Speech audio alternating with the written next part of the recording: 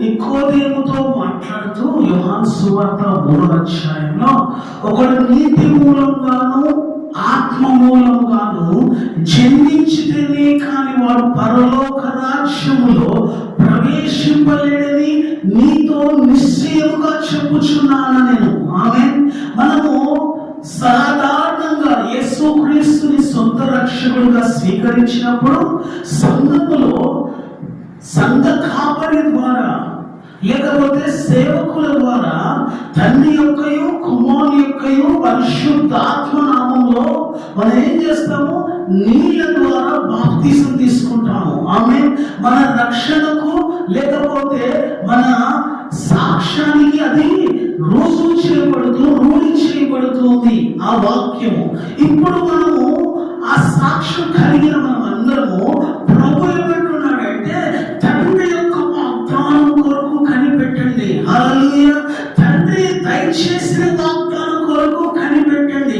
తండ్రి చేసిన వాగ్దానమును స్వీకరించడానికి సిద్ధపడండి అని ప్రభు మాట్లాడుతూ ఉన్నాడు. మనం చాలాసార్లు తండ్రి చేసిన వాగ్దానం కొరకు కనిపెట్టకుండా మనము అనేకమైన ఇతర వాగ్దానాల కొరకు లేకపోతే వేరే విషయాలకు సంబంధించిన వాగ్దానాల కొరకు కనిపెడుతూ ఉన్నాం. ప్రాముఖ్యమైన దాని కొరకు, శ్రేష్టమైన వాగ్దానం కొరకు మనము కనిపెట్టట్లేదు. కానీ ప్రభు అంటున్నాడు, కొద్ది దినాల్లో మీరు పరిశుద్ధాత్మలో బాప్తిసం పొందుతారు అంటే పరిశుద్ధాత్మ ద్వారా దేవుడు బాప్తిసం మీకు ఇస్తాను, పరిశుద్ధాత్మ దేవుడు వాగ్దానం మీ జీవితంలో నెరవేరుస్తాను, దాని కొరకు కనిపెట్టండి అని ప్రభు మాట్లాడుతుంటే మీరేం మాట్లాడుతున్నారు? ఇశ్రాయేలుకు మళ్ళీ రాజ్యం ఇస్తావా అని ప్రశ్న వేస్తున్నారు. దేని కొరకు మనము ప్రభువుని అడగాలి?